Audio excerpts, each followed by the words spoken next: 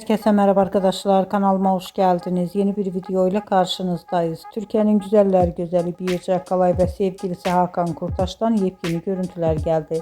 Muhteşem çiftimizin bir arada tatilden olan yepyeni görüntülerini sizler için YouTube kanalımda video halinde sunuyorum. Umarım beğenirsiniz.